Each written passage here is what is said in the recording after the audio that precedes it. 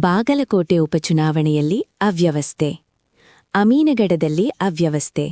ಮತದಾನಕ್ಕೆ ಆಗಮಿಸಿದ ಮತದಾರರಿಗೆ ಮೂಲಭೂತ ಸೌಲಭ್ಯಗಳ ಕೊರತೆ. ಸ್ಥಳದಲ್ಲಿ ಕುಡಿಯುವ ನೀರಿನ ವ್ಯವಸ್ಥೆ ಇಲ್ಲದೆ ಮತದಾರರ ಸಂಕಷ್ಟ.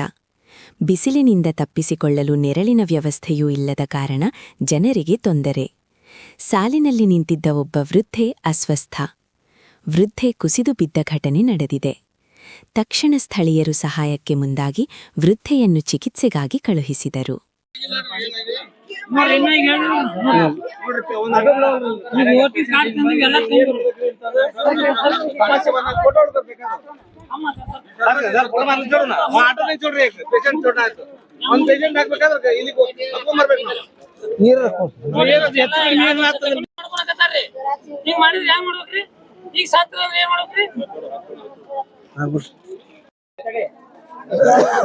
ವಾರ್ಡ್ ನಂಬರ್ 10 ರೀ.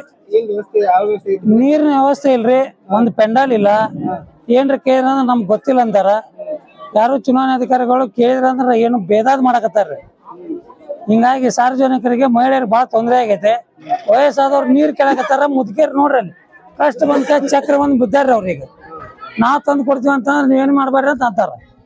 ಇದು ಹೆಂಗ ಅಂತ ವಿಚಾರ ಮಾಡ್ಬೇಕು, ಯಾರಿಗ್ ಕೇಳ್ಬೇಕು ತಿಳಿಯವಲ್ರಿ. ಯಾರು ಚುನಾವಣಾಧಿಕಾರಿಗಳು ಯಾರು ಇಲ್ಲ, ಕೇಳೋರಿಲ್ಲ ಹೇಳೋರಿಲ್ಲ. ಸರ್ಕಾರ ಎಲ್ಲಾ ನಮೂನಿ ಕೊಟ್ಟೈತಿ ಇವ್ರಿಗೆ. ಇಷ್ಟೆಲ್ಲ ಉಪಚುನಾವಣೆ ಒಳಗ ಸಾರ್ವಜನಿಕರು ಇಷ್ಟು ತೊಂದರೆ ಮಾಡಿದ್ರಿ ಅಂದ್ರ ಮುಂದೆ ಹೆಂಗ್ ಮಾಡ್ಬೇಕ್ರಿ? ಮತದಾರರು ಓಟ್ ಹಾಕಕ್ ಬಾ ಅಂದ್ರ ಏನ್ ನೋಡಕ್ ಇಷ್ಟು ಗದ್ಲ ಐತೆ, ನಾವ್ ಎಲ್ಲಿ ಹಾಕೊಂಡು ನಡಿ ಅಂತ ಹೊಳ್ಳಿ ಹೋಗ್ತಾರ್ರಿ. ಅವ್ರು ಯಾರಿಗಾರ ಹಾಕ್ಲಿ, ಅವ್ರು ಕಾಂಗ್ರೆಸ್ ಹಾಕ್ಲಿ ಬಿಜೆಪಿ ಹಾಕ್ಲಿ, ಅವ್ರ ಹಕ್ಕು ಮತದಾನ, ಅವ್ರ ಹಕ್ಕ ಐತೆ. ಪ್ರಜಾಪ್ರಭುತ್ವ ಅವ್ರ ಹಕ್ಕ ಇವತ್ತು ಇವ್ರು ಕಸ್ಕೊಂಡು ಲೆಕ್ಕ ಯೋಗದಾನ ಮಾಡಕ್. ಇಂಥ ಬಿಸಿಲು ಐತ್ರಿ, 36-37 ಇದು ಐತಿ ಕನಿಷ್ಠ.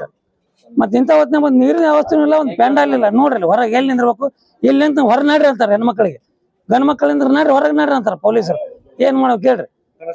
ನಮ್ಮ ಹೆಸರು ಬಾಗೇವಾಡಿ, ದಾವಲ್ ಸಾಬ್ ಬಾಗೇವಾಡಿ ಅಂತ ಹೇಳ್ರಿ.